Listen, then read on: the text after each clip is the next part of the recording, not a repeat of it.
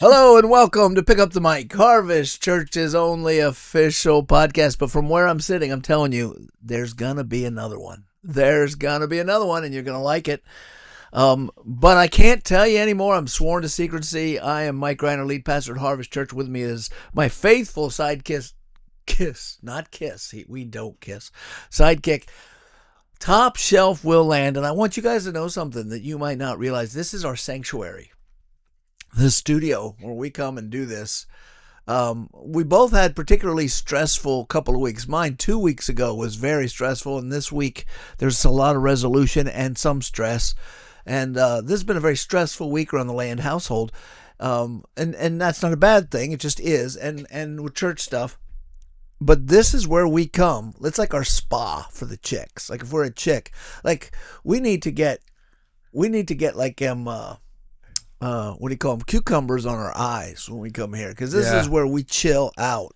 It really is. You've joked on here before that a man makes time for what's important to him, and I often feel like I do not have time to come sit here and do this during the week, but I would not miss it. Yeah, same. I would just let other responsibilities fall by the wayside to come sit here and chat with you guys for a few hours each week. So it's good. It's good. It is good, and it's a sanctuary. It's a time to stop and think and relax, and really it gets our mind off of everything because we don't have to talk about our problems here. Well, and I also think it scratches an itch that you and I probably both have personality-wise, in that we have really important thoughts that we probably for years have thought the world should be listening to. Well, and now we at least feel like... I think it's even better than that. We love our church, and one of the reasons we're both in this job is we want to communicate with you. And there are very few times you can. You can on Sundays. Well, some of us can. I can. You can make a video and throw it out there.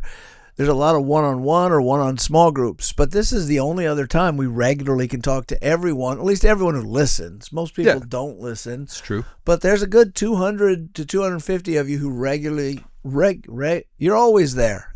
You're always there for us. Doggone it, you're like a faithful bloodhound, but better looking. At least the ladies are. Speaking of the faithful bloodhounds, Sunshine ditched us today. So we have another producer who we have called co-ed in the past. And it's an honor to have producers. We honor them very much. And we don't want their identities out there because we know everyone will come and try to hire them away or steal them, or the paparazzi will bug them, taking pictures of them and whatnot. But I don't know if co-ed works anymore for her. She's pretty much grown up. Yeah. And, college is a thing. And she's... How far you got left on that to go? I have a year left. A year left. Yep. And co-ed isn't what they call... It used to be that a female college student was called a co-ed. And that's really before my time. It's mainly because men were... I don't know why. I think it's because men were the college guys. And then the women started to go, and they called them the co-eds. I don't know. So the name's fitting for me. It is in an old-timey kind of way. But you're not an old-timey girl, are you? I don't know if I'm an old-timey girl or not. Does that mic pick you up from there? Yeah, it does pick me up. Boy, she knows her stuff. So are you like dating somebody? Don't give me any names. Yeah, I am now. Is he? What? I didn't get to interview him. I didn't either. Is he a schlub or? No, he's great. I wouldn't date a schlub. I have very high standards. Does he love Jesus? Oh yeah, for sure. For sure. Oh, very disciplined in his faith. He's in his word every day. Well, so he's a control freak and jealous of you. No, I'd say he's better in his faith than I am. So. Well, but we don't know. When you marry him, he may be one of these fundamentalists who says you can't look at other guys and makes you wear, strange clothes. No. I'd say... Yeah, how does he feel about that passage of head coverings? Yeah, does he make you wear a head covering when you pray? We didn't get there yet. We didn't get to that yet. Get there. Get there before the ring comes. He's been here before on Friday night whenever I had to take B-roll. Did I like him? Yes. She purposely kept him away from you. I don't remember. Well, I might remember him, but I don't remember the connection. Listen, someone's going to scoop her up fast. So you have high standards, right? And you let him know Oh, that. yeah. He I needs do, to be for sure. on his game. Oh, 'cause you have choices. This reminds me, I don't even know if I want to share it on air, but You're about to. I know. We got other news of young folks in love recently. Yeah. Yeah. Who? He's going on the trip. Micah? No. Wait, we shouldn't be talking about that here either. You said you have to beep that out. Oh, yeah. Can you take a note? Mm-hmm. Anyway, we'll talk about it later. But young man popped the question recently. Oh, I know him. I'm having dinner with him tonight. Nice. I love them. Okay, so what are we going to talk about today? I don't know. I'm waiting for you to tell me. I'm going to tell you because there's so much politics out there. I thought, I don't want to talk about politics. Culturally, we're getting so dominated by politics. Everybody's talking about Sydney Sweeney. And I don't care. I just don't care. She seems like a nice girl. I don't care about blue jeans. I definitely don't care about the show she's on. My wife was watching that show, and I thought, this is like a pornographic show. I couldn't watch it. And you don't want to wanna know watch who it. that person is It doesn't- until I saw a pastoral recap. You can't get video. away from this dumb Sydney Sweeney stuff. So, right? What do you think? I don't know much about her. I've seen a few of the movies she's I never in. heard of her, but you heard of this ad that you haven't heard of this ad? What ad is she in? Oh my She's gosh, in a you new don't know. American Eagle jeans ad. Supposedly, I haven't gone and looked at it. Where, of course, she's scantily clad because it's Well, she's not scantily clad, actually. She's wearing a denim shirt and a denim pants. okay. Yeah. But her prominent features are on display above the waist, somewhat. And that's not new. I guess the new thing is she's probably a professing Christian or something. No, well, if she is, I don't know. That's Then cool. what's the big deal? That bunch Well, of people because are talking. she says, I have blue eyes, I have blonde hair, I got them from my parents. And then they move down to her bottom half, and she says, and I have great genes. And then people exploded and said, this is a eugenics Oh, my commercial. It's a goodness. Nazi commercial. Yeah. But what That's I dumb. think was brilliant commercial, because now I never heard of the doggone girl, and now she is the most famous Yeah, she's gonna be in a movie actress now. in the world. And I don't care about American Eagle. In fact, I don't like those trendy young people things.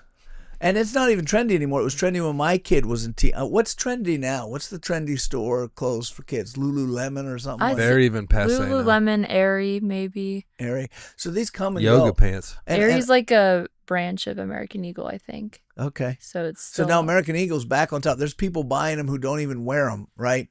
And I never liked them. I know my son wore that crap. I got Dockers, which is the old school. Dude, Dockers. And then I have Dude. Wrangler. I have Wrangler You jeans don't. on. Wranglers never go out of style, neither do Levi's. But what the heck with the Dockers? You are so 80s. You were like a baby. All my dress up clothes from my last career, life, whatever, are like Nautica and Dockers, and You're killing me. yeah, I got a lot. Nautica of I Dockers. like though. They're kind of all right. Dockers, they're Levi brand, I think, aren't they? I don't They know. are. So in any case, Wrangler's the only jeans that fit my behind. I thought, as a rule, I don't want to go into the shape of your behind. I really don't care. As a rule, I don't like. I get crotchety old men, and I embrace it. Like there's dudes who are just dumb, thinking they can stay young forever, so they'll buy young people brands like American Eagle. I properly disdain them. Well, it's When 'cause my it's- kids would get them in high school, I'd go, why you got to go buy those dumb looking things? And then they'd look at me and say, Dad, you're so not cool. And they were right. And I enjoyed being not cool. They enjoyed being part of something that their dad couldn't identify with. And they wore the stupid American Eagle jeans with holes in them. It's not even. This is actually an important topic, I think. Wait a minute. Before we get there, do your jeans have holes in them when you buy them? No, not You don't anymore. buy any jeans with holes in them? I don't think that's really a trend anymore. Is having- that out? Yeah. Oh I mean, my- it depends. Not I just bought my jeans with holes in them. No, I didn't. well. This it is. I think the crotchety old man thing is actually. It's maturity. It's the desire to be seen as cool by others is an immature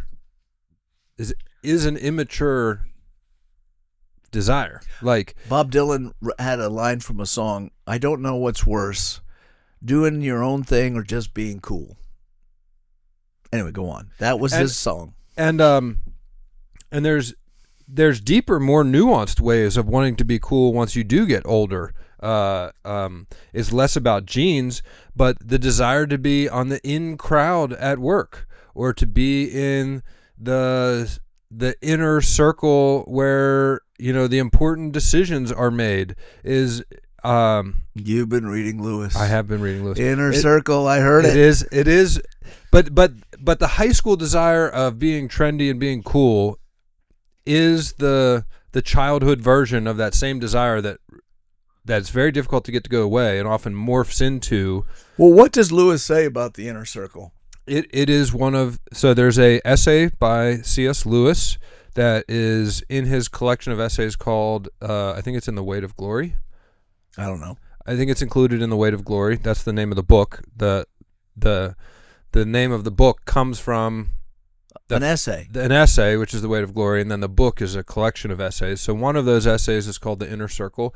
And he contests, C.S. Lewis contests, that if you think about, what is it, the flesh, the world, and the devil as ways that people get drawn into sin, that one of the most insidious or always there kind of nebulous forces that get you pulled into the worldliness, is the desire to be part of the inner circle. And that you want to be in the in crowd. You want to be the part of the clique that actually gets to decide who's cool and who's not cool, or in a company who makes the real decisions. And it's a never-ending desire because there's always a next inner circle. And he talks about in the essay, I think it's a very compelling argument, that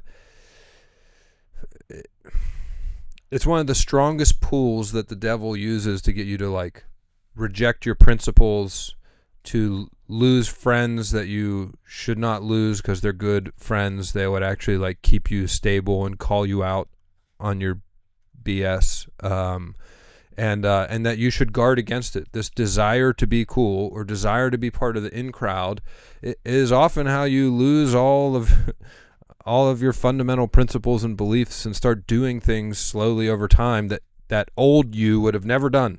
Like you make evil choices bit by bit over time to try to chase this desire to be cool. To be in the in crowd. There's always an in crowd. Always. And how do you know if you're in it or out of it? So I want a woman's point of view here. So I'm getting in to our friend, temporary co-ed. Let's call her the temp. She is a temp. She's a temp. So our temp is going to answer this. In high school, was there a popular crowd of girls? I went to a private school, so it was a little different, but there's definitely still popular people and then the more weird people. The more weird. I like the way you put that. So they're on the outside of the circle. Yeah, always trying to get inside the circle. Where were you?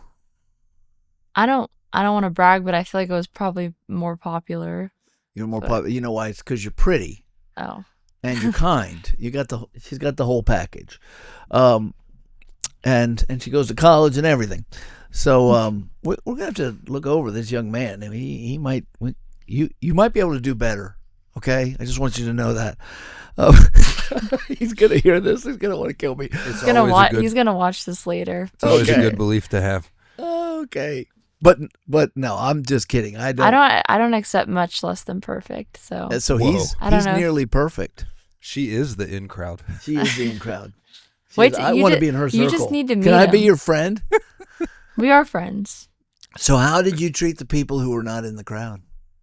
I feel like I was pretty nice to everybody, but I definitely had some phases before I was more mature where I wasn't always the nicest to everybody. Did you ever feel like embarrassed when you hung out with someone who was definitely never going to be in the in crowd? Yes, I definitely went through that. Yeah, I think anyone would be lying if they said that wasn't true. I think everyone still struggles with that a little bit deep down, you know? You kind of suppress it a little bit, but I appreciate that honesty because I think people do. Mm-hmm. There's always someone, even as adults, or someone who's goofy, and you're like, I don't want anyone to think this is like my friend. And God is no respecter of persons. It's always a trap. And so it's cool, but you shouldn't run if everyone likes you, if you're popular.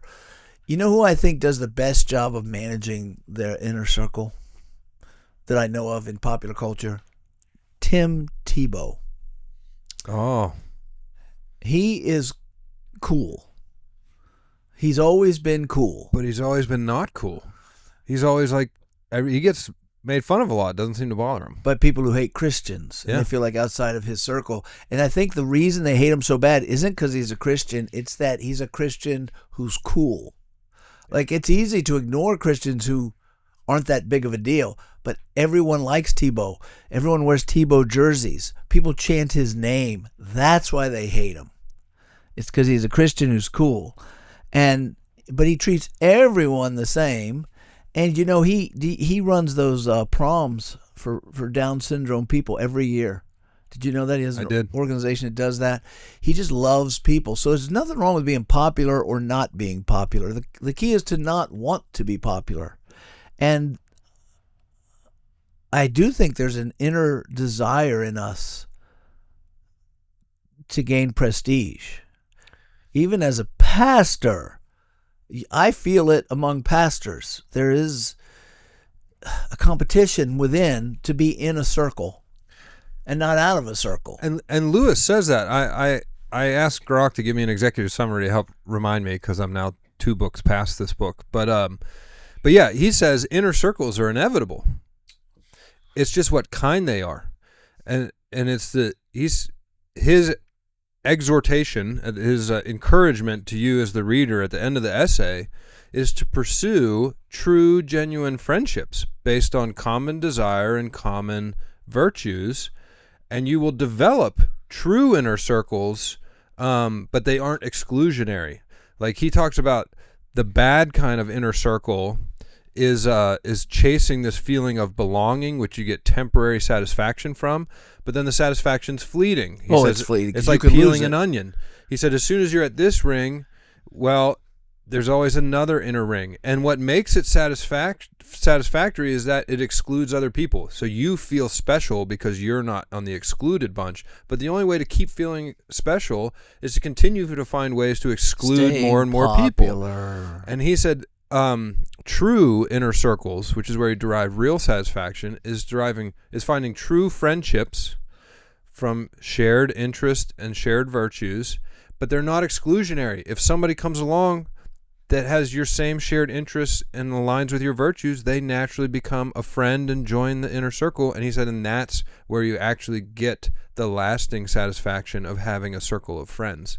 And they don't have the same moral hazard because you're aligned in your virtues. That's relaxed. How you became friends, and it's relaxed. It's hard to find friends that you're always relaxed about. Like, I'm never worried this person thinks of me, and I don't worry in reverse, however you'd say that in reverse. Yeah. And that is hard to find. It's interesting you said that, because I asked Grok a question, another AI, and because for content for today, I wanted to stay away from the political, and my prep time was shorter than normal. I stole it from him. Yes, you did. I had a bunch of official things to talk about. So we were joking with the temp before the cameras rolled. The perfect temp, I call her. The perfect temp. The perfect temp. Because she had to come get us out of our office because we were late, and I said we were just finishing solving world peace. And we did. We haven't we'll told have a everyone memo. yet. We'll tell you how. So one thing I asked Gronk was, who are the most popular non-political people in America on X over the last 2 weeks? Over the last 2 weeks. Over the last 2 weeks. That's all I want to know. I thought, what's going on out there? But then I never had a chance to follow up on any of my searches because of what he said. I also had, what are the popular topics that aren't political? And it gave me all this tech stuff. So what are the popular topics that are neither political or tech? Because apparently everyone on X talks about tech. But the popular people, and this is where you want to be, right? You want to be popular You want to be popular, right? How's that song go? Can you sing that song for us? Near perfect. No, I can't sing. Okay, you can't sing. Okay, she's nearly perfect. She just can't sing. Does he know this? He might want a more perfect girl himself, Well, the boyfriend. I sing a little bit, but I don't want to sing on this podcast. Okay, okay. He's not near perfect. Everybody has flaws. But he's nearly perfect. I just don't want you guys to question my standards. Oh, I felt she's pushing back. This makes me want to meet him. I know. All right. Find something wrong with him. No, I don't want to find, my hope is to find nothing wrong with him. Actually, Probably a better man than me. I'm sure he's a good guy. I'm sure if you're dating him, he's a better man than I was at his age. Do you have brothers? No, I don't have brothers. Okay, that's the issue. That's what it is. Yeah. This is how men do. We joke with each other. Mm-hmm. So I'm literally joking with a guy I haven't met through you. Mm-hmm. And I did this with Sunshine for her guy. What did I call him? Boy, it was funny. He said, I said she was making him fat or something. Yeah. Doughboy. Doughboy. I called him Doughboy. When I saw him next, he's like, hey, you calling me Doughboy. I'm like, hey, look at you. You know, this is how men do. I am sure, sweetie, that he's a perfect guy. I want to give her and props. Perfect for you. And I appreciate you standing up for yourself there. She subjected him to me prior to getting engaged. Who did, Sunshine? I got to interview Doughboy. Oh. Yeah, she wanted my thoughts. Let's just call him Doughboy from now on. Asked him if he would come meet me. And name. Give him props. We'd never met before. He lived in a different state. He came up specifically and let me talk to him. Now, see, this is how crazy Christians can be. That's unofficial accountability. There's no rule says you have to do this stuff. Guy from out of town, and that's cool. And actually, I do love the guy. He seems that's chutzpah. He seems like a great guy, and I do like him. But I'm never gonna let him get away from Doughboy now. Yeah. We'll come up with a name for your nearly perfect man one of these days. Yeah, you guys can meet him and make sure he passes the test. For all we know, you'll kick him to the curb by the time if I have to, I will. Oh, he's got a tiger by the tail. Okay, number one person. And I never would have guessed. This shows you how out of touch with culture you and me are. First, I don't know half the names on this list. I'm going to bet I don't know the name. You'll know this name, but you'll be like, he's number one? It's Adam Sandler. Why? I thought he was out of the limelight. Old. Because Happy Gilmore 2 came out, and it made a lot of money in 3 days, which I heard it stunk. I didn't even know they were making one. Yeah, well, yeah. Next is a guy, I don't even know who this is. Anthony Mackie. Do you know Anthony Mackie? Mm-mm. It says he has humorous comments about being a white dude legend. Okay, don't know that guy. I know this one, Taylor Swift. Yeah. She gets mentioned all the time. Oh, you know Anthony Mackie. A lot of people hate Taylor Swift these days. I don't hate Taylor Swift. I'm not a fan. I don't know any of her music. I still tell my kids, I don't know a single Taylor Swift song, and they go, "You're lying, Dad." I'm like, I'm not lying. I literally don't. They know you know it. You just don't know you know it. And they'll play me one, and I'm like, I never heard that. I do know a few. She's ubiquitous to a generation. Yes. One time I got into an argument with my daughter and at least someone else in the family, because I said that they said she's the biggest pop star ever. I'm like, dude, she's not a historical pop star. I mean, when you talk about a historical pop star, you talk about the Beatles and Michael Jackson or Elvis, and she said, no, he's bigger than the Beatles. I'm like, just stop. There's no historical perspective in this younger generation. There's no. They just have no. What were we just talking about? Crotchety old men? I'm telling you, it has nothing to do with whether you like the music or not. You can't argue with the fact that the Beatles changed the world with their music. Well, Taylor Swift changed the world too. You should see how many people show up at her concerts. I'm like, oh my gosh. And then next thing you know, she's dating a football player. And interrupting your life. And all they do is show her I'm just trying to watch football here, and now I got to care about Taylor Swift. And then she made the mistake of and get off my lawn. And then she made the mistake of making fun of Trump, which lost her. All of a sudden, half the world says we can't stand her. I don't care one way or the other. But this Sydney Sweeney girl, she's up now. If she can sing, we'll put her there. Next is who you say I know, Anthony Mackie. Who the heck's Anthony Mackie? Yeah, he's one of the sidekicks in the Marvel movies. He's the Falcon dude. You'd recognize his face. Okay. He's a black guy. Okay, I don't know him. I already thought he was a white dude. He's a black dude? Oh, I know that dude. Okay, I don't know anything about him. And I never watch Marvel movies anymore. I'm so bored with superheroes. So, LeBron James, why is people talking about him?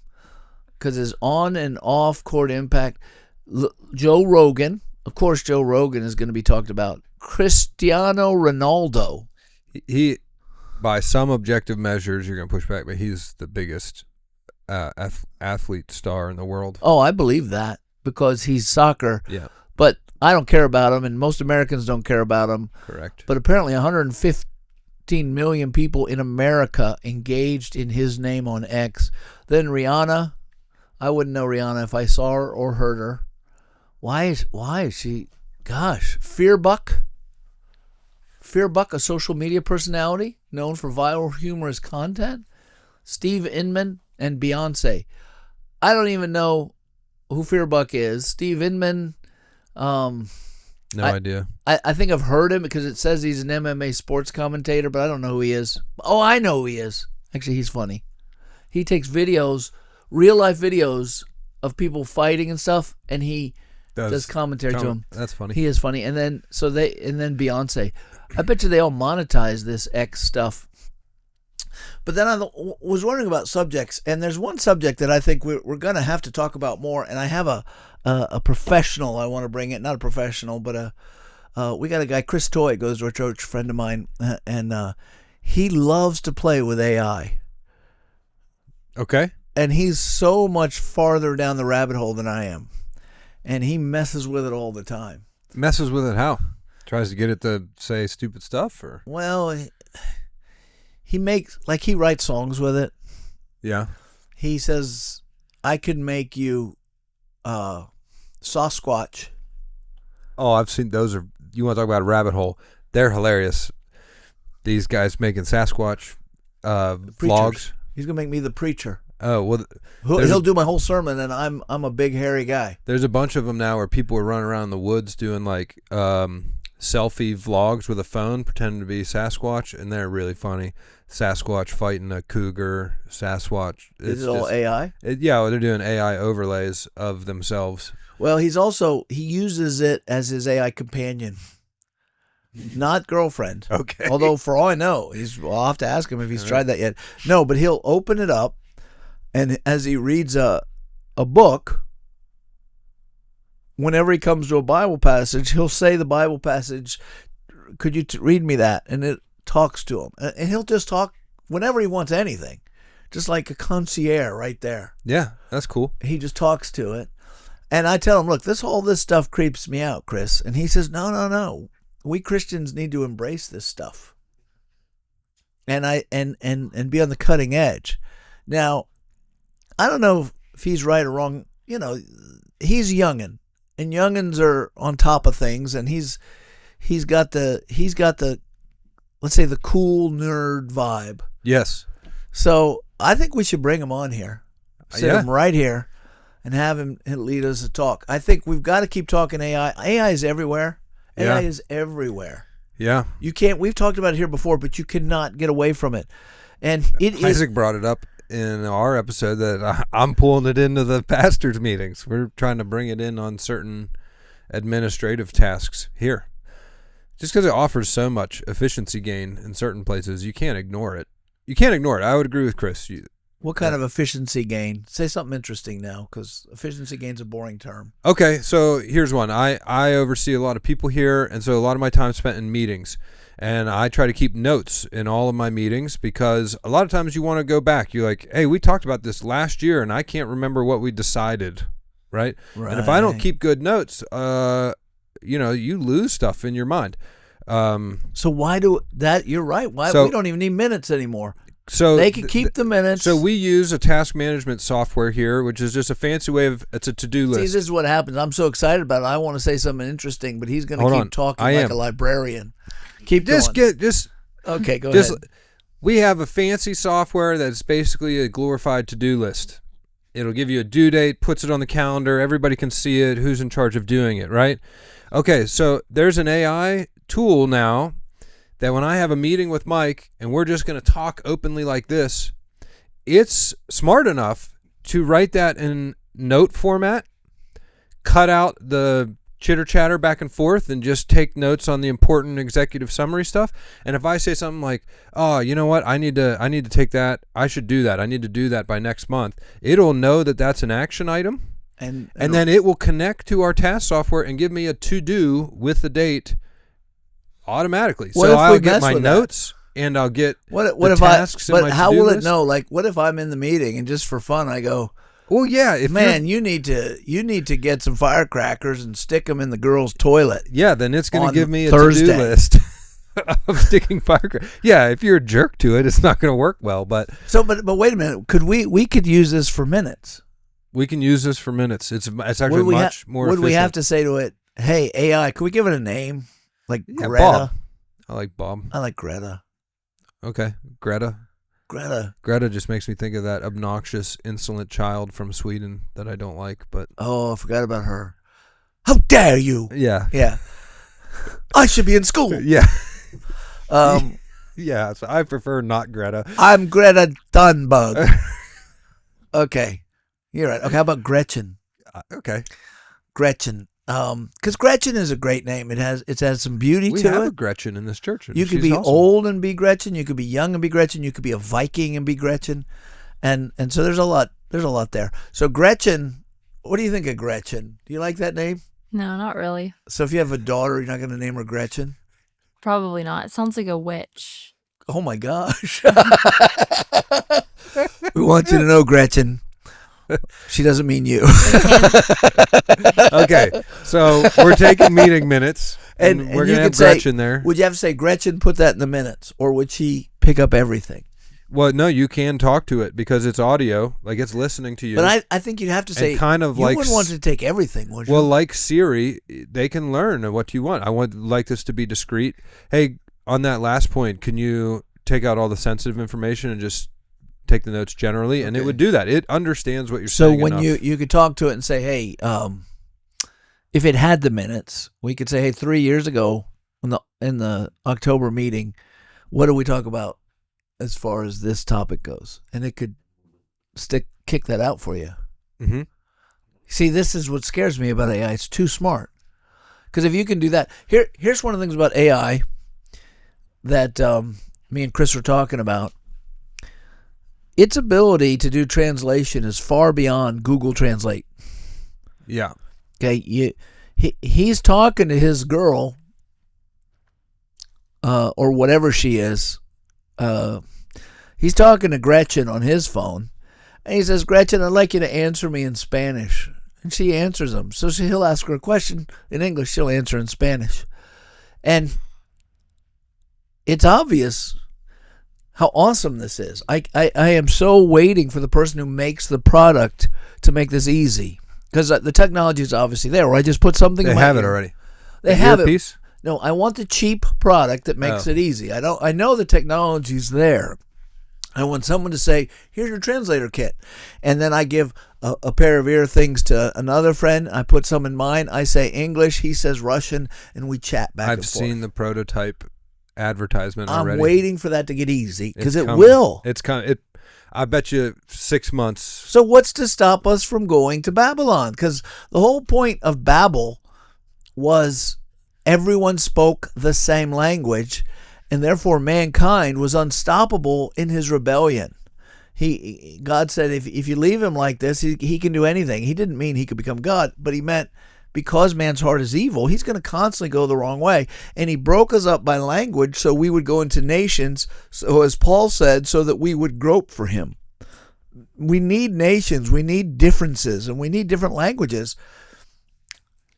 And I love the idea of talking across languages, but if everyone can talk to each other, dude, that's Antichrist stuff. I mean, I don't. This is why it's creepy stuff. I don't know how to argue with AI. Points to a lot of. We still both believe that so it's the good. Antichrist is a man. not a math equation, but the math equation provides a lot of the necessary material to like do stuff that the Antichrist would do. He needs tools. The Antichrist needs tools, and it's a powerful tool. So okay, we could say, well, and he's going to bring Antichrist and devastation on many people. We say, yeah, but we got great meeting minutes. I mean, this is where I'm at. Well, that's where I'm at. Toy is like, hey, I think we got to embrace this. And I'm like, Chris, we have to kill it. Yeah. Kill AI. I don't feel that way, Gretchen. That's Mike Greiner. Yes, Gretchen heard me. She's like, she's making a little mental note. Kill him as soon as someone gives me a gun. I think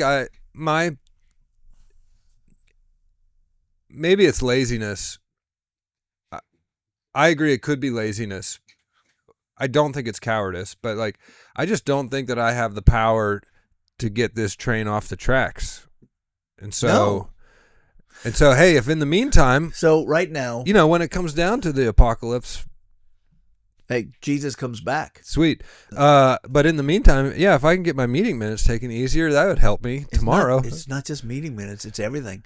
I don't know how they're going to do grant writing because people are figuring out that anyone can write grants in 5 minutes to get all the money available from whoever's giving it out. How are they going to choose, if you have a foundation like the Lilly Foundation or the Pew Charitable Trust, or you're going to get, and you say, well, we're going to give out grants for this charitable thing, submit your requests. You're going to get 1,000 requests in an hour that are perfect. Well, there are colleges. Well, we were joking in my episode about not getting into the colleges I wanted to because I'm a terrible essay writer. But I've heard people already talking that college essays, college admissions are just getting these perfect essays that all kind of sound the same because everybody's just writing their college essays with AI. Let me try something. Now, I'm going to try something right now. Now, I know I can do this on another AI system. I'm just going to try it on Grok. Ready for this? Grok, write a 3-point sermon on John 3:16. Let's see if it'll do it. I know there are sermon AIs out there. It'll do it. It'll be good. Okay. Introduction. John 3:16 is often called the heart of the gospel, encapsulating God's love. Now, this is really an outline, but I didn't ask for a manuscript, so that's okay. So let me say this now. I'm going to say this. Okay. Now, make that sermon into a manuscript. Let's see if it'll do it. Let's begin by reading John 3:16 from the NIV. For God so loved the world that he gave his one and only Son, that whoever believes in him shall not perish but have eternal life. Good morning, brothers and sisters. Today we're diving into one of the most beloved verses in the Bible, John 3:16. It's often called the heart of the gospel because in just a few words it captures the essence of God's love, his sacrifice, and his promise to us. This verse is like a diamond, small but radiant, revealing profound truths about our faith. I should try to preach this. Whether you've heard it 1,000 times or it's new to you today, I pray you'll see the beauty afresh. Let's unpack 3 key truths from John 3:16. God's boundless love, his sacrificial gift, and the promise of eternal life. First point, God's boundless love. The verse begins, for God so loved the world. Pause there for a moment. Those words carry a weight that's almost too big to grasp. This is amazing. Now let me try this. You can even then make have it change this the style into a fire and brimstone. What does it say? Brimstone sermon emphasizing the need to avoid hell's flames by believing in Jesus. Yeah, and you could even do the opposite. You could say, could you rewrite this manuscript to be more in like a black charismatic church style? And you'd get a totally different. This is called Fire and Brimstone Sermon. It says, escape the flames. That's what it's called, escape the flames. And it gives you a file to download too on the left. You can download it into like a PDF or a Point Word one, doc. fierce love demands your response. Oh, I like that. Don't be fooled. For God so loved the world. Don't be fooled. This isn't a soft, sentimental love. This is a blazing, holy love from a God who cannot abide sin. His love is so fierce that it reaches down to a world drowning in rebellion, a world that spits in his face with every selfish act, every lie, every lustful thought. Romans 3:23 declares, all have sinned and fall short of the glory of God. That's you. That's me. We're all guilty, deserving the eternal fire, prepared for the devil and his angels. But God's love is relentless. He loves you, sinner, even as you wallow in your sin. Picture a father standing at the edge of a burning house, pleading with his child to run from... Well, that's a stupid illustration. What kid needs to be pleaded to run out of a burning house? And what father doesn't run in yes, to go come out get of the the kids? house? Grok, come on, man. Guess we need to work on that. Yeah. The next point is the costly sacrifice saves you from the pit, and the next one is believe in Jesus to escape hell's claim. Okay, so there is no question in my mind, zero question that this Sunday or last Sunday, because this is afterwards, thousands of pastors did not write their sermon. Oh yeah. Yes. I'm sure of it. So that leads to a theological question. So far, most everything I've read so far, I could say is true. So far, in these, from a biblical perspective, that's a stupid illustration, but it's still true. What's wrong with having Grok write my sermon and I deliver it? Is there something wrong with that?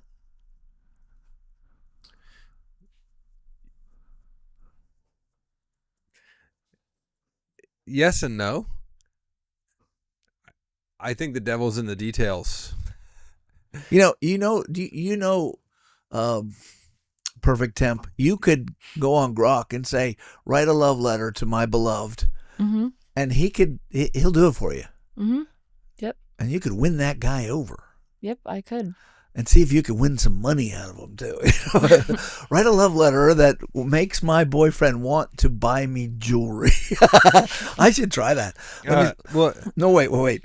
Write a love letter from a beautiful girl to her young boyfriend that makes him feel happy and motivates him gently to buy her jewelry. Now, this is just Grok. This isn't even... We'll talk in a minute, but there are AIs that are specialized for these kinds of things. Yeah. Okay, here's your love letter. Hi, dearest, blank his name. As I sit here thinking of you, my heart feels so full it could burst. You make every day brighter, like the sun breaking through the clouds after a long storm. Is this how you would... I think this will work for you. That's totally how I would write a letter. Your smile, your laugh, the way you look at me, like I'm the only one in the room. It's all I need to feel like the luckiest girl in the world. I see the way you pour your heart into everything you do, and it makes me love you even more. You're my safe place, my adventure, my everything. Sounds like something Isaac would write. I dream about... He's so feminine. I dream about our future together. Lazy mornings. After we're married, silly arguments over who makes better coffee, and quiet moments where we just hold each other. I want to shine as brightly for you as you do for me, and to be the spark. Be your spark the way you're mine. Sometimes I catch myself daydreaming about a little something sparkly. Oh, smooth by you, perfect temp. Like a delicate necklace or a pair of earrings that could catch the light and remind me of you when we're apart.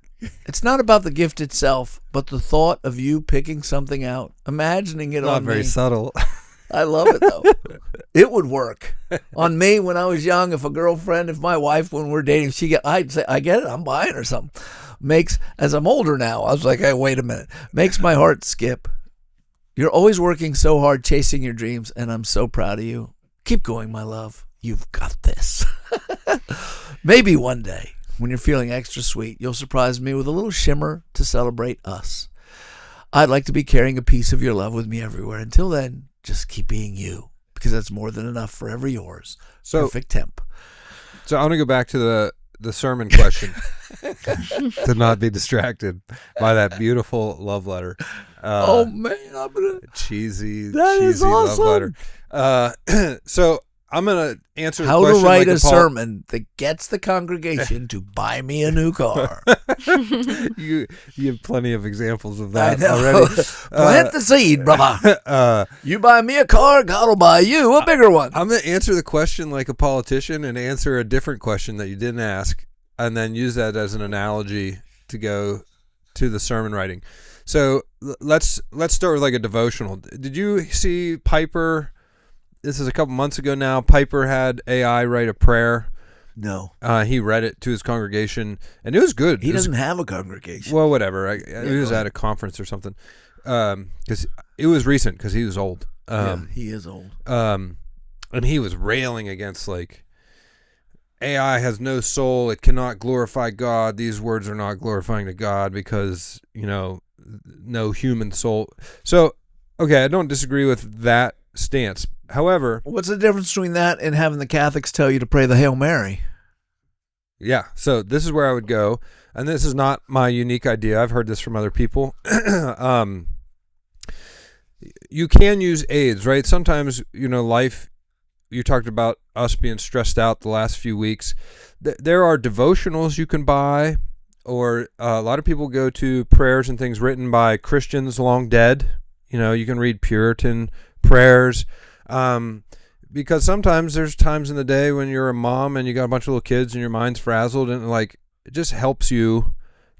It helps you get your soul engaged with the words being said, right? Like a worship song. Mm-hmm. And when used in that manner, I don't think there's much wrong with it, because AI really is just a fancy way of aggregating human thought. Like all of the words are coming from the plurality of humans that have put stuff on the internet.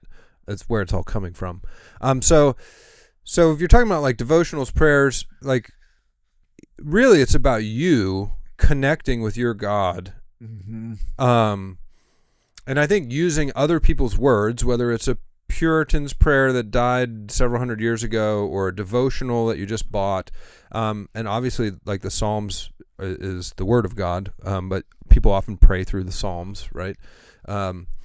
And the same way, I wouldn't necessarily want to completely say that a pastor couldn't use AI to like help him do research, come up with ideas. But you're also, it's in the vein of cheating to me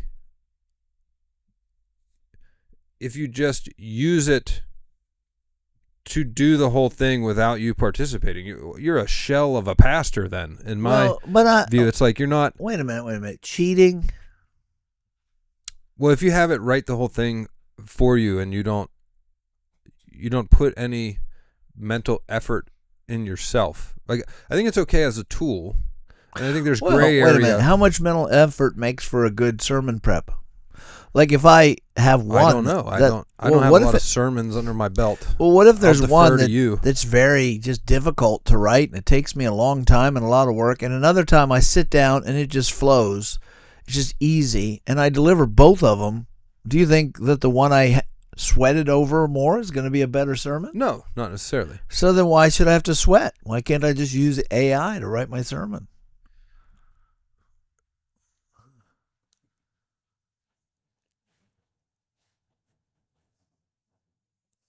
I think you can use it as a tool to help you. I go back to the same. Was like 20 seconds of dead air there. I think you're still accountable by the office you hold as a pastor. I'm assuming the person. I'm not even stealing anybody's sermon. I know you're not. There's nobody at the other end. But you're accountable to make sure that Gretchen will come back. That what is being said reflects your beliefs and thoughts about that passage. Because you're going to be the one that deliver it and use your relational capital with your flock to say, "Thus saith the Lord." And so you owe it to God, I think, because of your station, to agree with the statement, "Thus saith the Lord." Like this reflects my analysis of this verse and how I feel about it. And at the very least, that requires you to be the editor in chief of whatever AI produces. I'd say at the very least, like you have to be Well, the. you don't have to worry about it with me. I'm Do, not. do you going understand to what use- I'm saying? Yes, I'm not going to use AI to write my sermon. I might help it, ask it to help. I have asked it to help me do research recently. I asked it to summarize the views of marriage by the Jewish rabbis in Jesus's day. Now I know I could look that up in a commentary, but it sure was easy just to type that in, and then it gave me an answer. But I believe the sermon event needs to be led by the Holy Spirit of God, and it needs to come through the man of God, through his personality and his mind, as he minds the scripture for himself. Because the Holy Spirit lives in the man. Right. And there is a local application. Even if you hear a sermon, even if you read a sermon of Martin Luther that he preached in Germany 500 years ago, 600 now, 500, whatever, there's still a local, it came from him through the Holy Spirit in his day, and even if it affects you today, it has a local application to you today. And my job is to increase the canon of, if you will, of sermons out there in the world that come through me. I don't think you can divorce the pastor from sermon creation in God's plan. When Peter preached on Pentecost,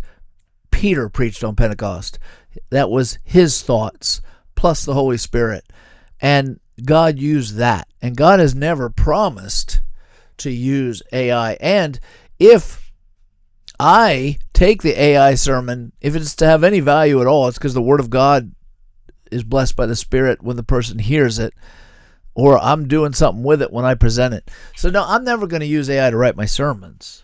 Well, also, there's always been, there's services that have been around for a long time that you could buy sermons back in the old days. I didn't know that. Yes, you could buy manuscripted sermons with notes. Of course, I never would and never did. One of the pastor's most important jobs, too, as far as I understand it, which I'm interested in your thought here, though, is like you said, you have the connection to that body of people that if you're doing your job well, you know about their lives. Yep. And have relationship. So one of the most important parts is then how do I apply this eternal truth to what this flock that I'm responsible for is dealing with in their time and place and in their lives right now. Like the application step, I feel like is uniquely tied to the man and that audience because you're their pastor. You know them, they know you. You know what's culturally relevant in this part of Armstrong County in this year of our Lord that, AI probably doesn't. So like, even if theologically it gets the sermon right, like how to apply that to then this group of people right now, is one of the most important steps. Application. Yeah. You know what, to the group of people, it's more, I think, intuitive. I think rather the question is how, I always ask the same question, how is this text corrective to the culture I live in? That's it. I could ask Grok but that, you do that really well. You say that in a very general way, to the culture I live in, but you're very good at really getting some specificity in that phrase, the culture I live in. Like you're good at aiming it at our culture, which is different sometimes than a culture 45 minutes down the road. Yeah, but not that different. But I get your point. Yeah, but that's what I mean. God uses the brain of the preacher to preach the word. The personality of the preacher. I hear preachers sometimes pray, God, let this sermon have nothing to do with me, but just speak through me. And I'm like, what are you, a medium? That's what a medium is. That's you're a conduit. You're just a tube, and God's word's supposed to flow through you like water. No, that isn't what he wants. He wants the personality of the preacher and the intellect of the preacher and the imagination of the preacher and the way the preacher expresses himself to be at work with the Holy Spirit and the Word of God. And now, And AI can't do that. the direct proceeding chapter of The Weight of Glory from the Inner Circle is called Membership. Really? And I don't even remember that it's one. a great essay on how in Christian theology is where you get maximal usage of the person's uniqueness, but only in the membership of the body of Christ. That like the 1 Corinthians 12, we're all ears and eyes and parts of honor or less parts of honor. We all have unique gifts. Like you're uniquely made to fit like a puzzle piece in this body of Christ. And yeah, you as the preacher, you're not just some robot. Like you've been given a personality, a life experience, a way of orating that's unique, that is purposefully unique in God's sovereignty to fit in the body. Okay, so let me jump ahead then. I got where you're going. Say I have my AI, and by the way, AI is going to be personal. That's where it's going. That's my guess. It's going to personal. So right now you buy an iPhone.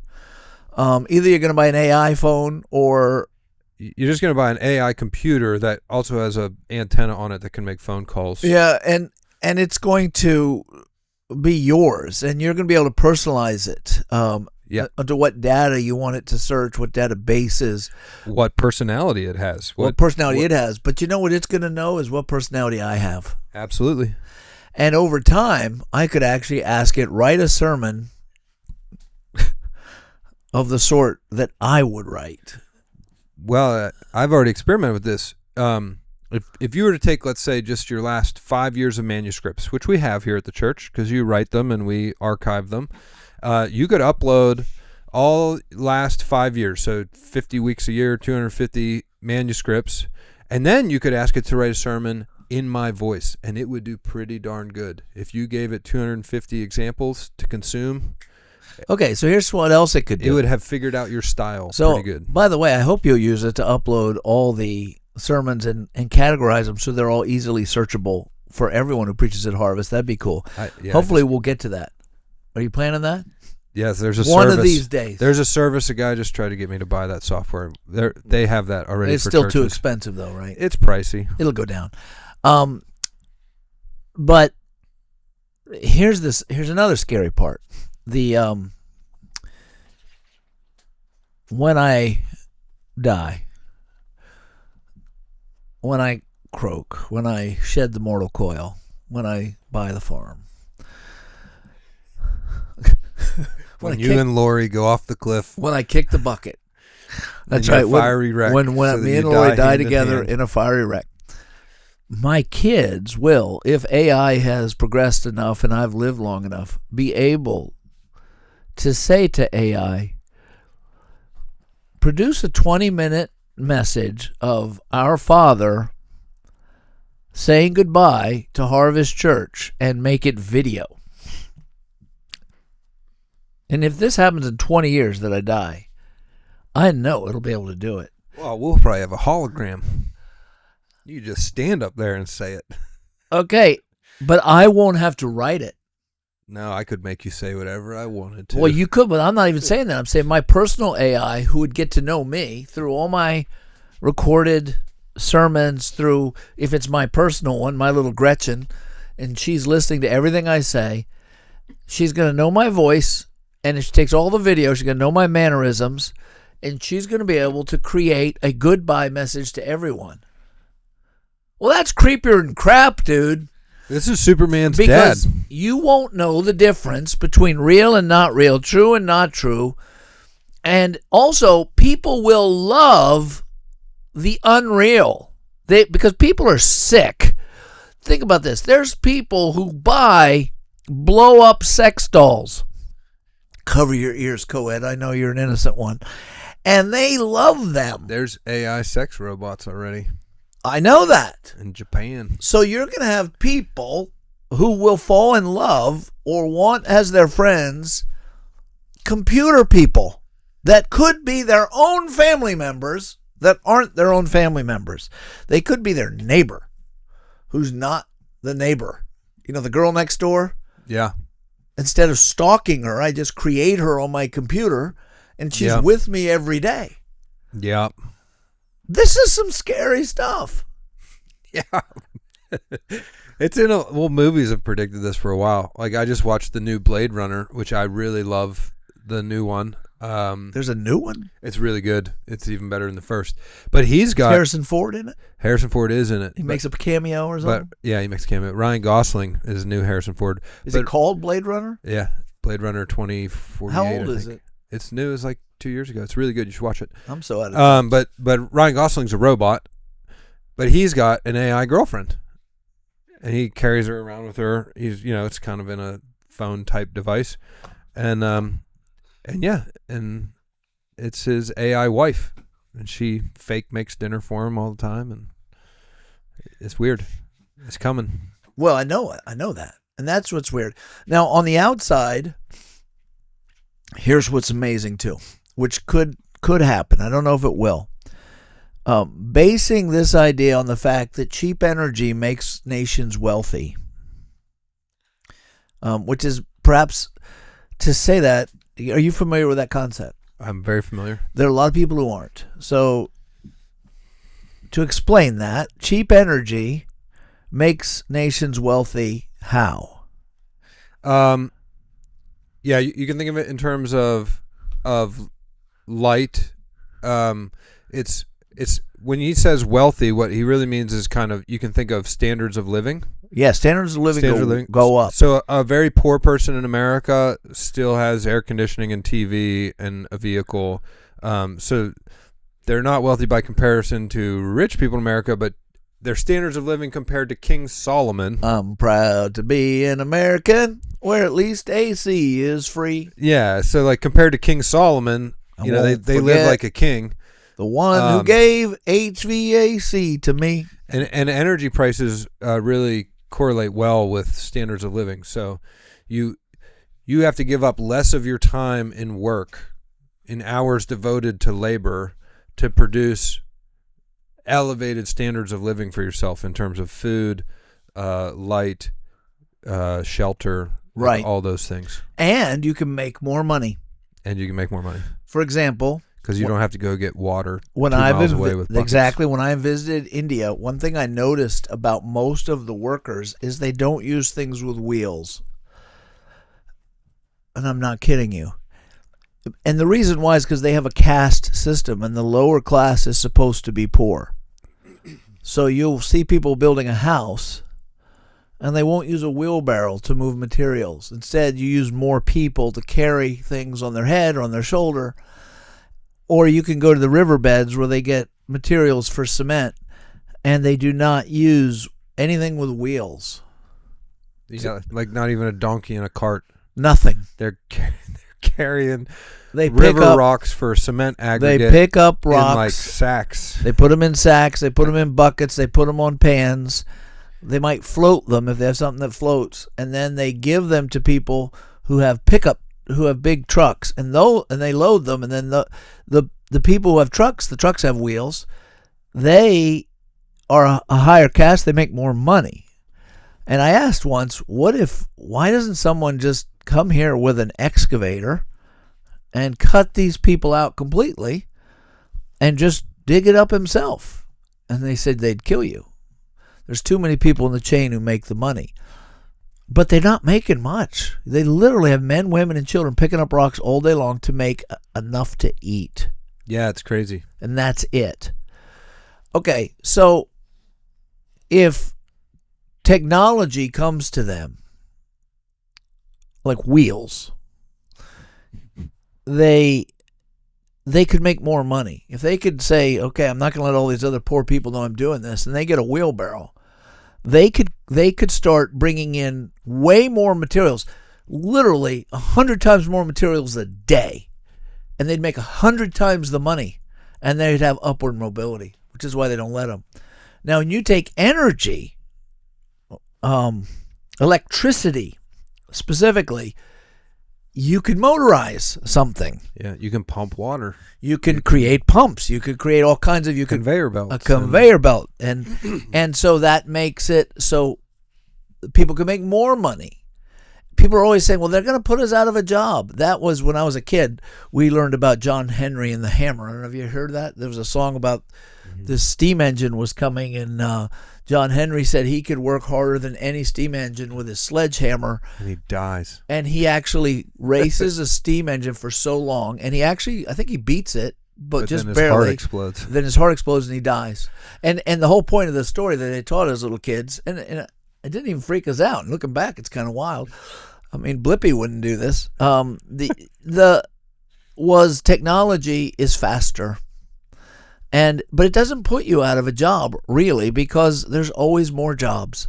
And AI requires a tremendous amount of energy, a tremendous amount of electricity, because what it's doing is it's collecting data very quickly. I don't know why it does. I know what it's doing. I don't know why it takes so much, but it's collecting data very quickly from many computer sources all over the world, whatever. Maybe you know why it takes, but in any case. I do know why. But it takes so much more, like the local, that a couple years ago, someone came by to right up near where I live, near North Point, and wanted to build a data center and couldn't because we didn't have enough power. It would consume 100% of the power in the county. And more. And more. And we would literally have to have no one else could use it. So, but no one's going to stop AI because the powerful people, this will crush all the people who really want wind energy. It's really interesting because if you want wind energy and solar energy mainly, you actually want to make America poor because you're making energy less efficient and more expensive, and that means less gets done, and it would make us poorer. Standards of living go down. And the standards of living go down. So this is going to fix that because now all of a sudden people are going to say, we need nuclear. That's got to be where and I don't have a crystal ball. You can just know it. They're already starting to talk about it. Eventually, they're just going to blast out of the water anyone who says, save the earth. They're going to say, shut up. We need nuclear. And until they get there, they'll use coal power. They'll use compressed natural gas, whatever they got to, liquid natural gas. So, but that's going to be all over the earth. They're looking for places. If you go to, say, some God-forsaken place, I shouldn't say they're God-forsaken, some place that everyone's in poverty, God never forsakes it, and you buy it and you build a nuclear plant, you can have your AI stuff going. So the more energy you create as an earth, the more the standard of living goes up for the people in that area. So you could actually have a lot of wealth produced because of AI, simply because people are building electric.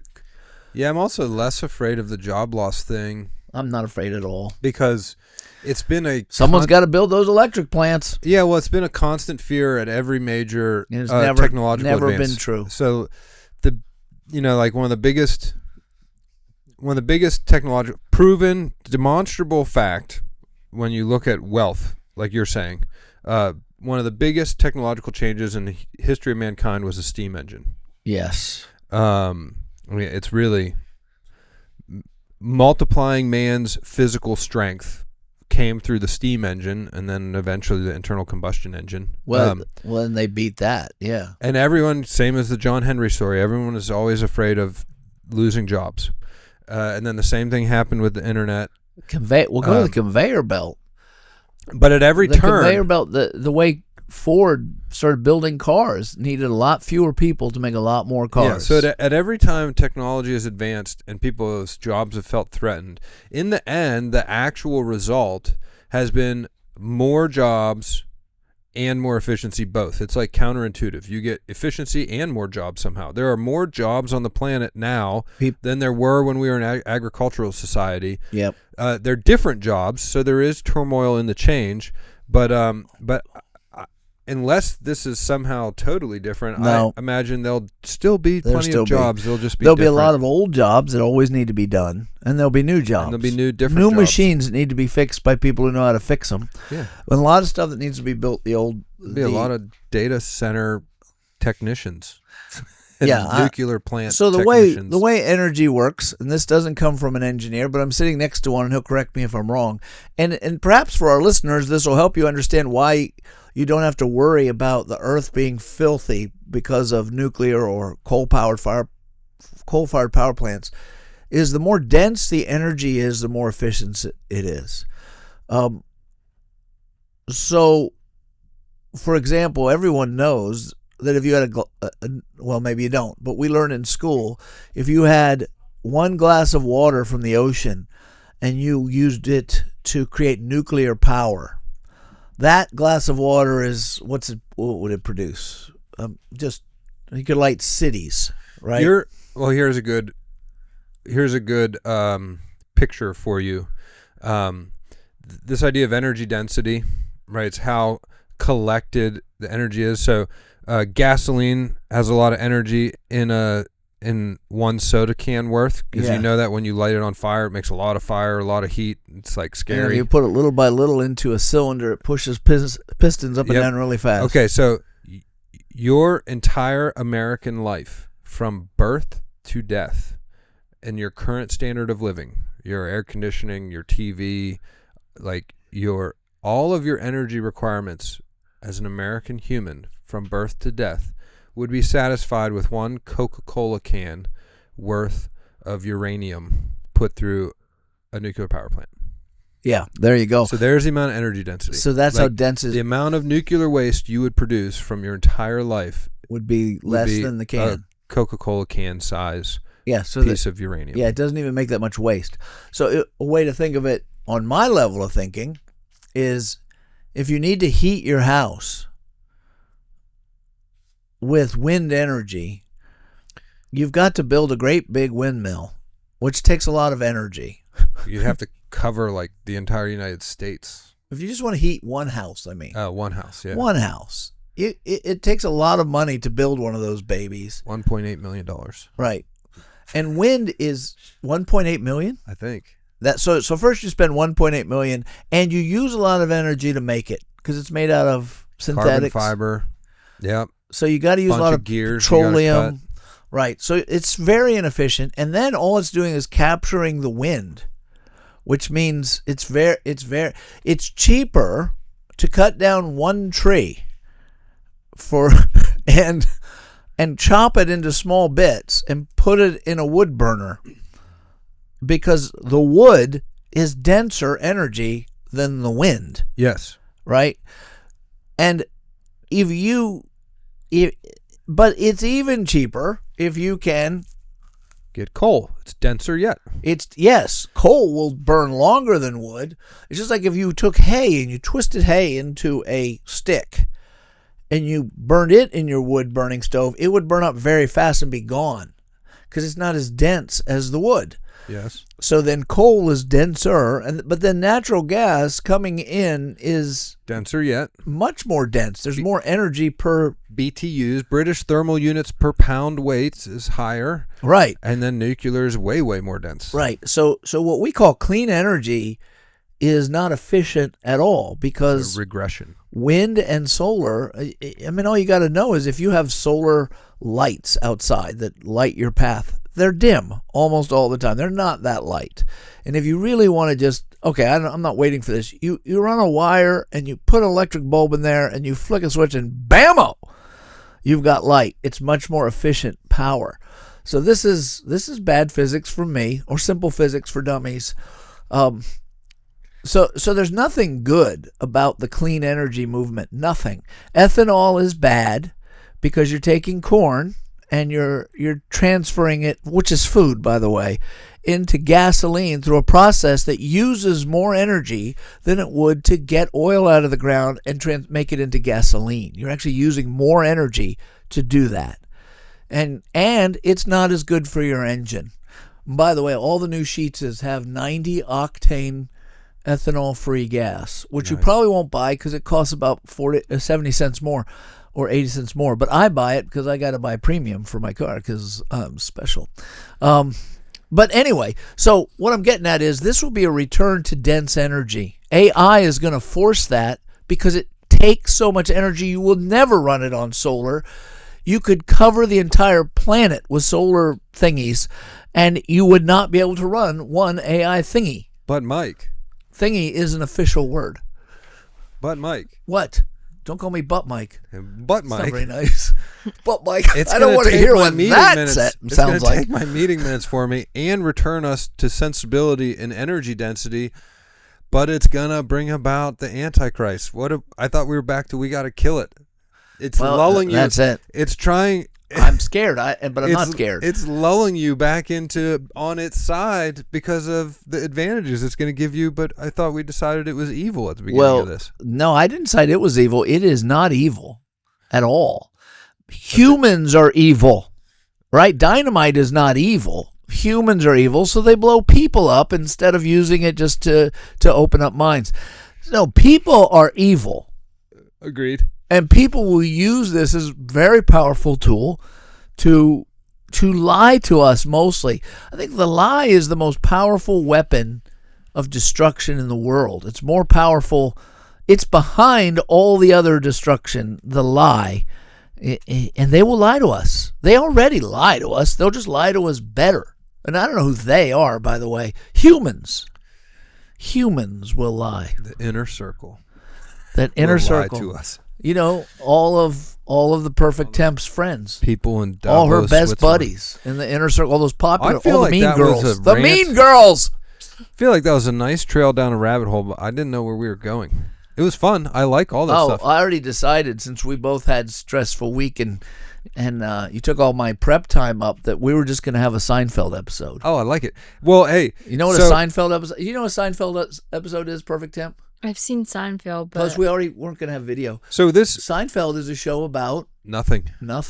When it was hilarious. invented, he said it's going to be a show about nothing. He actually has an episode where they pitch a show about nothing to executives at ABC, which is something he really did. The by show the about way, nothing. Yes, he really did that.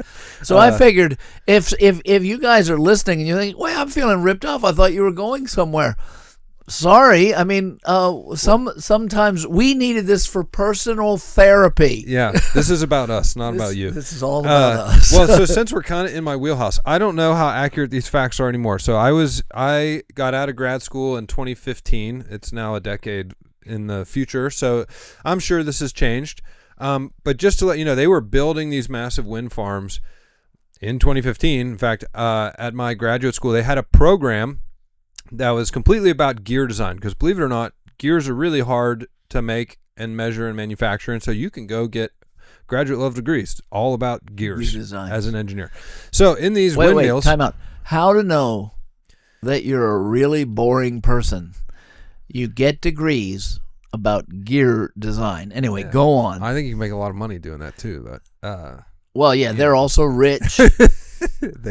They marry all the might be boring. in-crowd, they also might have a nice all the speedboat. in-crowd girls from high school that you wanted to date are marrying these guys. Very practical, boring gear engineers. Gear engineers. Okay, so when I was in school, at the top of these windmills is a very complicated, expensive planetary gear system. So, because everybody's seen one of these windmills in real life, right? They're huge. Yes. So you got that big box on top that the windmill is attached to. There's some on the way to Altoona that That's I hate. a giant gearbox. I hate them.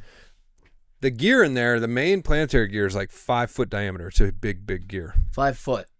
Yeah, it's like less than my wingspan, but like, because it's got to convert that really slow windmill spin into a really fast generator. Like the axle of the generator has to spin really fast to generate power. Right. So you got this big gear ratio with all these complex gears, and they wear out. Like, gears wear out, particularly the more complicated they are. And so when I was in school, you'd pay $1.8 million is the number I remember. It could be different it's probably more now. To build a windmill. And then based on where it was placed and the amount of wind, you had a hypothetical like return on investment time horizon. This windmill has to spin for 20 years before it pays itself off. So many rotations. Yeah, it has to pay itself off, right? Yes. Well, the problem was, and this was the big thing at the time, the gearboxes would not last the length of time required for the windmill to pay itself off. And so you'd have to buy a very expensive new transmission. Think of it like a transmission in your car.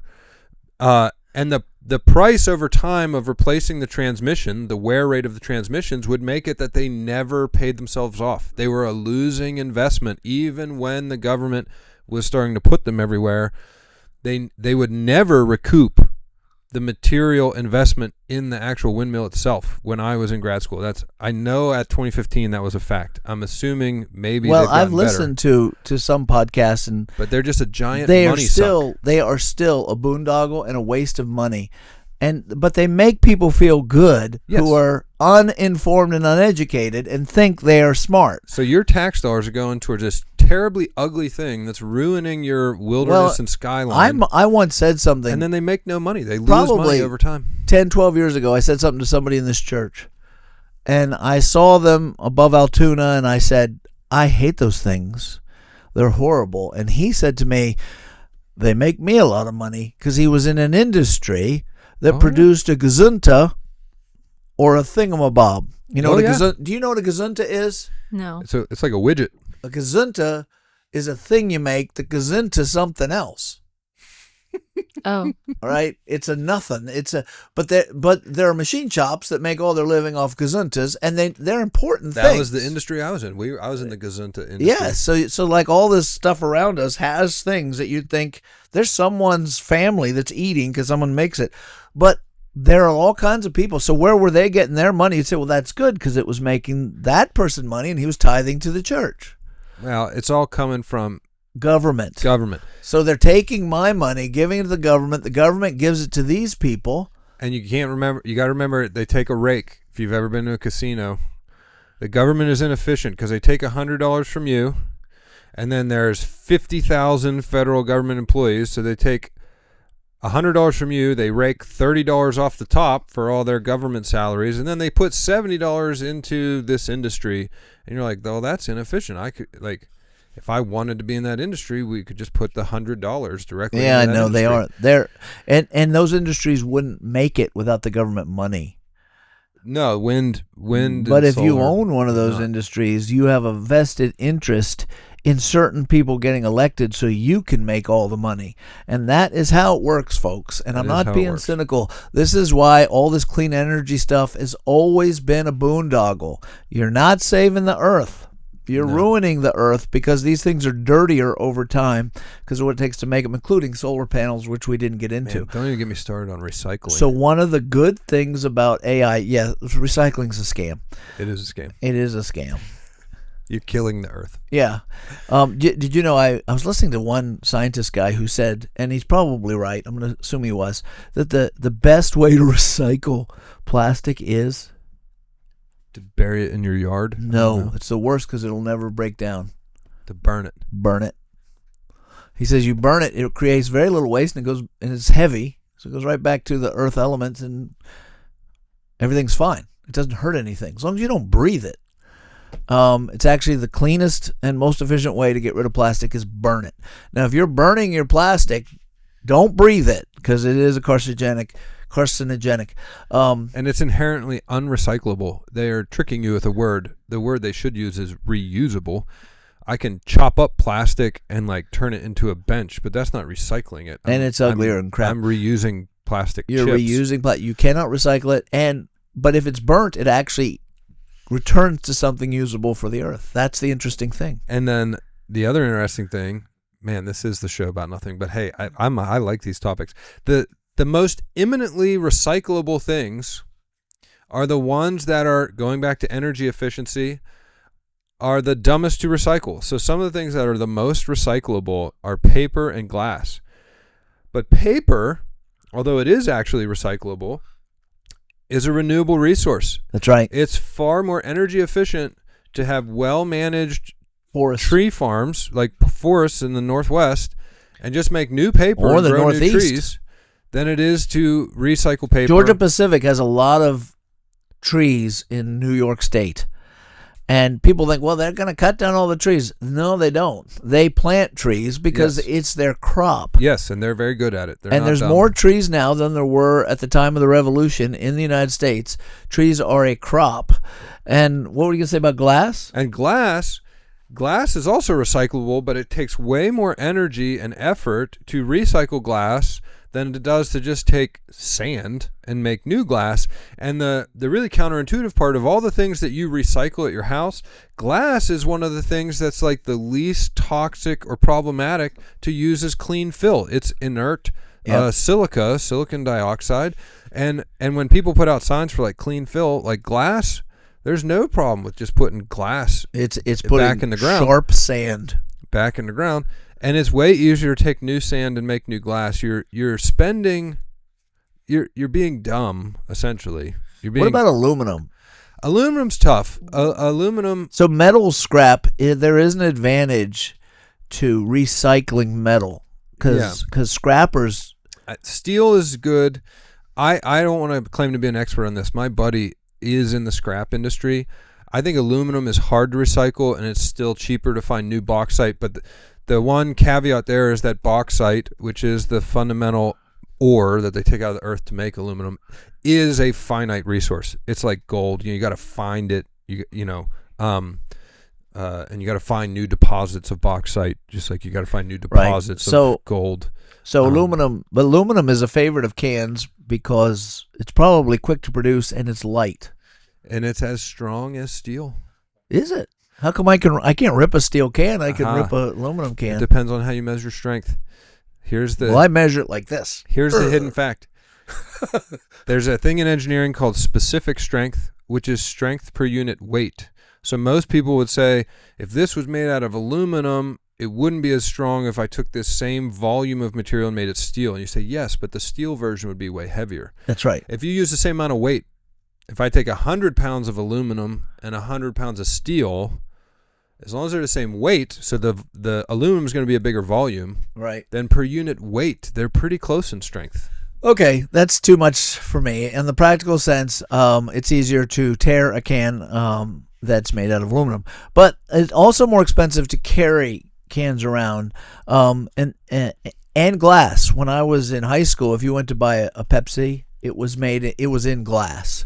So it's a lot cheaper to make plastic, and plastic is made as a petroleum product. So the people who are telling you got to get rid of your carbon footprint, just look at them and laugh at them and say, you might be the dumbest person in the world. Ha, ha, ha, ha, ha, ha. Especially do this, children, if you're in class and it's your teacher, because they're dumb. Your teacher's dumb. You could tell them the most efficient way to eliminate their carbon footprint would be to hold their breath. Yes, go ahead and die. But even then, you're adding to the carbon in the ground when you die. But the actual world you live in is made of plastic, and you may not like it, but we got this lion, he's plastic. We got this guy, he's plastic. This pen is plastic. Your soda is plastic. Your bottle for soda, I know you call it pop, but I call it soda. And it has to be plastic because it uses more gas to have glass bottles because they're heavier. So you want plastic so you use less gas, believe it or not. And it's plastic. The monitors are plastic. Everything's plastic. You have to have petroleum to make all these polymers that we make everything out of. And your giant fear of microplastics, 90% of microplastic contamination in the world is caused by tire wear. Really? You not using a plastic soda bottle is doing nothing until we figure out a better material for car tires. Well, think about it. How often you buy new car tires? I want magnets. You start with an inch of tread, and a year later, you're out of tread. Yeah. Well, that's where microplastics come from, is tires. Well, hey, I actually do have some pastoral wisdom, I think. Okay, we're gonna move to pastoral wisdom. I don't even know what that means. Well, I was reflecting. Does that mean looking in a mirror? Or you were a mirror? No, I was. Okay, go on. I was retrospecting. Look how bored she is. We're leaving her in the dust. Well, it's a good thing. I don't know that this is going to move everybody as much as it moved me, but it moved me, and so I'm going to share it. So I had my episode with Isaac where we dug into my past, and it was embarrassing to me. By the way, the episode with me and Isaac, I got to tell you, it's the number one reviewed first 17 minutes in any of our episodes. People just got such a kick out of him being feminine. I'm telling you, I had people contacting me literally from all over the country. They from Georgia say that was the funniest thing, him being feminine. If you haven't heard that, I love find the so one with much. a picture of me and him, not me and him, me and Isaac and just listen to the first 17 minutes and find out how feminine. And if you don't think that we've had a great time with making fun of Isaac behind the scenes, then you like perfect temp, have no brothers. Yeah, you don't know us. You don't know men. Poor Isaac. He's it's fine. awesome. He actually has big muscles, I know. and he like can run up mountains and stuff. But he just has like a femme aura about him. I guess it's a he's in touch with his emotions. yeah. Like when he's gonna be our minister to gay bars. He is. We love. I don't know that he knows that yet. We love. Although we take a stand against any sex outside of heterosexual sex within marriage and just two people, because God does, we still love gay people. We want them to get saved. And so we're going to have to start a ministry led by Isaac, because he gives that femme vibe. He'll go in undercover. Okay. They'll say, "You're one of us." Go on. So I had no one's listening at this point. An hour and 30 minutes of this. Who's listening? Nobody. Well, hopefully somebody's tuning in for this. As long as his mother's there's a young man. If his mother's listening, I'm in trouble. Hopefully there's a young man. Here comes the wisdom. Struggling with arrogance. Apparently what I was saying wasn't wise. So I had my testimony whatever episode with Isaac, which is uncomfortable. I like that one, by the way. Thinking back. And then you were very interesting. Way more interesting than I thought you were. Well, good. See, and then I was chatting with a family friend over the weekend who's now a young man. Also, admittedly himself has been arrogant recently about some decisions where he wouldn't take wisdom from other people. It really bit him. Learning via the school of hard knocks. There's wisdom in a multitude of counselors. And then I also had an interesting conversation with my father. So who's never going to listen to this? I think we've talked about it on here. My father's, how do you say it euphemistically? In the decline? I don't know if we have. You did talk about him being an engineer and a professor. I think I talked about Isaac. Maybe you did. I can't remember. My dad's in mental decline. I think it's the nice way to say it. Mm-hmm. Actually has an official diagnosis now. And he's struggling with that a bit. And we spent time together this weekend. Then we had a good talk on the drive home. And I was trying to encourage him that although he doesn't feel blessed, through him it's been a great blessing to me, and it could be to him as well, in that it's a reminder that it's all a gift. That there's this biblical admonition, Paul gives it in several places, of don't be conceited. We just covered Romans 11 and 12 on the Israel podcast, where Paul exhorts everybody to not be conceited about the Jewish olive branches that are getting cut out. And then he also exhorts us other places when he's talking about biblical knowledge. Why do you act as though what you've been given is not a gift? And so, yes, in one, he's talking about knowledge, and the other, he's talking about being saved. But I think the principle applies everywhere. Everything you've been given to you is not yours, and it's fleeting. So I'm interacting with my father, who at one point in time was a grandiose figure in my life. I mean, the smartest guy in the room. He didn't think he was the smartest guy in the room. Just often he was the smartest guy in the room. And he's not now, because he's losing it, and it bothers him, and it's embarrassing to him. But I think it's just a good lesson. I'm thinking back to the episode with Isaac and how much of a knucklehead I was when I was younger, and even now, the glory of a young man is his strength. You take pride when you're of a certain age in how strong you are as a young man.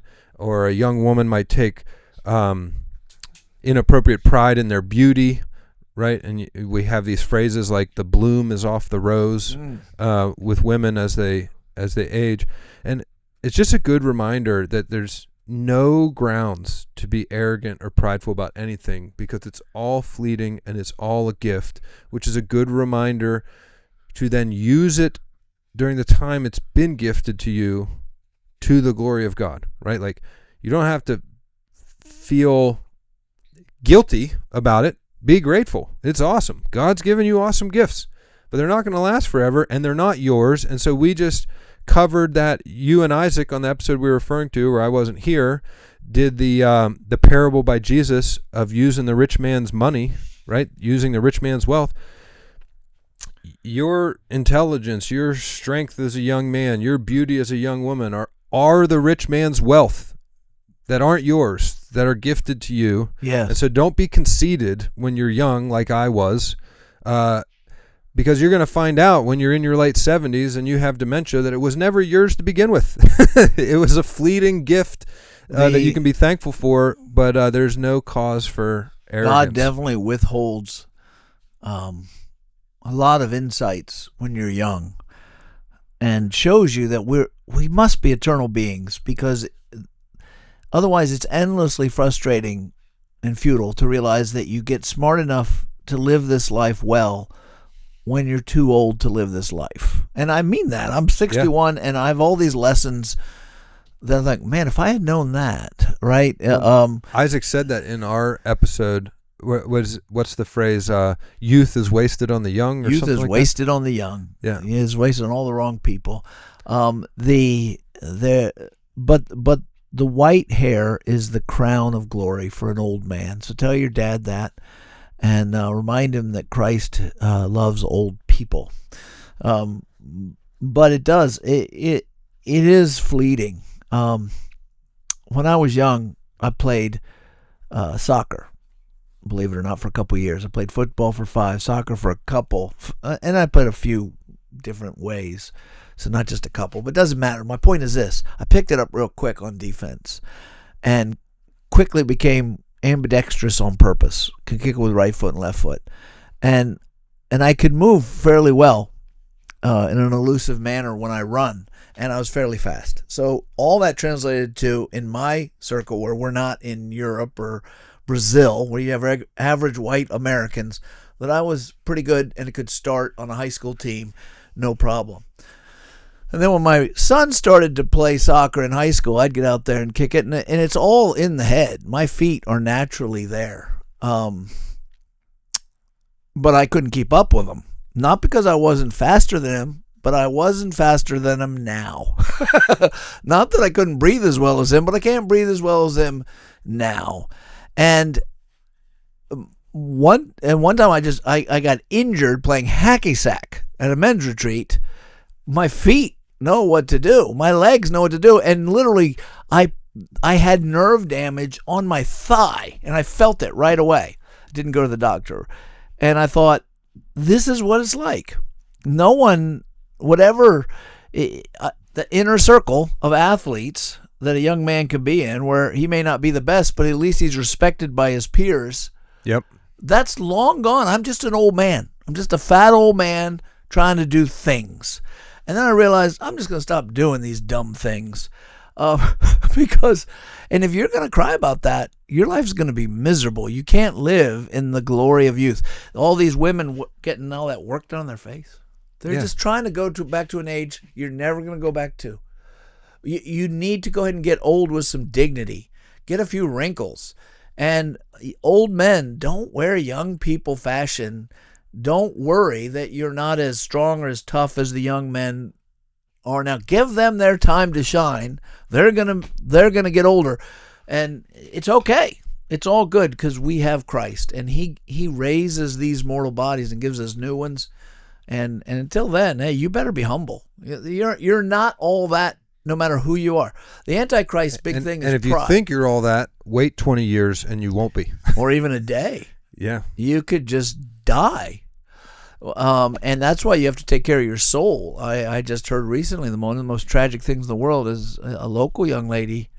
Yes. Just fell over dead. Yes. Very unexpectedly. And I don't want to talk about her because I didn't know her, and I don't want to bring up bad feelings on anyone who did. It's tragic, though. You can't help but get your attention, and you go, gosh, she was in her 20s. She was a great athlete, and she just died. It's humble to be human, and it's foolish to be proud. So relish the gifts that God's given you. Take good care of your soul. Take good care of your soul first. And then, like Paul says, because your body ain't going to last. Don't be conceited. Why do you act as though everything that was given to you wasn't given to you? Nothing you have is your own. Everything you have has been received. That is really true. So then, okay, let's work this with you. You have a naturally a natural disposition towards a certain kind of thinking that has a great marketable value in a technological society. Okay. Okay? It might not get you anywhere in like Uganda. Uh, but in America, thinking like an engineer is very marketable. Yes. It's also, it can get you Asian friends because they're like, wow, a white guy who can think, right? Right? So it gets you into inner circles. And how can, there are other people with real talents, and it's not pride to know you have a real talent, is it? No. Okay, so there are people who are good at all kinds of things, and there are people with great personalities. They're beautiful and charming, like our perfect temp over here. Yes. Should they try to look ugly and dull? Should smart people try to look stupider? How do you take advantage of the gifts you're giving without being proud? I think it's a matter of perspective. Like, well, one, think of it as, use the analogy to a literal gift giver. If my wife gives me a gift that I really enjoy, like I'm not lying, I like it. I'm glad she gave me this gift. I love it. I want to carry it around, right? The gift giver relishes in the enjoyment of a good gift. I feel like God is the same. He gave you beauty. If you're the perfect temp here and you're young and beautiful, like it's okay to be grateful and to acknowledge it as a good gift, but don't forget the giver. Like, that's right. And you could use it for your advantage too, for the advantage of the gospel, I should say. yeah, You can use what you have, and you should, and that's what stewardship is. It's using all that you have and all that you are for the glorification of God, and also to enjoy God. I think. Go ahead. Let's take beautiful young women for a second. We were talking about the inner We can't circle. take them. We don't actually take them, folks. We leave them with their families. Let's use the high school inner circle example. Okay. There is few things in life more winsome than a beautiful young lady who's also kind and kind and receiving of others, like hospitable, right? The opposite of the inner circle. It's the beautiful young lady who by all rights could be part of the exclusive Mean Girls, like the movie Mean Girls, but is not mean. The Tim Tebow of women. The Tim Tebow of women. So you have this wonderful gift from God, right, where you're a beautiful young woman, and you use that married with your personality and kindness to like make other people feel the love of Jesus and feel included. So what I'm feeling pulling is people together, right? we're talking about the difference between Carrie Underwood and Taylor Swift. Yeah, or like Madonna. Or Miley Cyrus. Miley Cyrus is wasting all that beauty, but Carrie Underwood, she's a sweetheart. Yeah, I think There that's a you good go. point. I call her Carrie Underwear because it makes the kids laugh. But but I was also thinking of that guy who ran real fast and said, God made me fast, and when I run, I feel his pleasure. Yes. Oh man. George Little. Or no, was it George Little? I don't know. It'll come to me after. I think it was something like Little. And that's how I feel about my own personality. That's why I like to make people laugh. I like to say funny things. They're just there, and I just so enjoy them. And I sometimes get feedback like, you need to be more serious, and I'm sure I do. I'm sure I could misuse that. But it's just because people aren't in meetings with you enough. You're plenty serious in meetings. yes, if you so maybe it's not as marketable to cut up all the time, because you have to be a stand-up comedian. There's only a few of them that really make it, and there's probably a million people who try.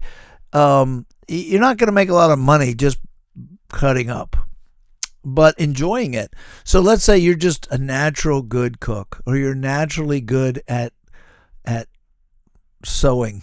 I don't know who's that one. I don't know why I made that one up. You're naturally good. I think you can enjoy doing what you do to the glory of God and do it well, and say, even if no one, you can glorify God just for you and him. Running fast, doing a good thing. You always want to turn everything into evangelism. At least I do. I'll be myself and folks will get saved. I'll do some engineering and make an evangelistic building. I don't know how you do that. But it's also art for art's sake, yourself for yourself's sake can live to the glory of God. Well, right? And I don't want to make this all self-centered, but think about it like a spouse, right? Like, you don't want to become, is it an ascetic where you're like trying to avoid pleasure as somehow that's being more holy? Yes. Imagine God made you a really smart person or a really beautiful person, and you're like, I'm imagining both of those right now. I'm so afraid of being awesome. prideful that I'm going to pretend I'm not beautiful or do things to purposefully.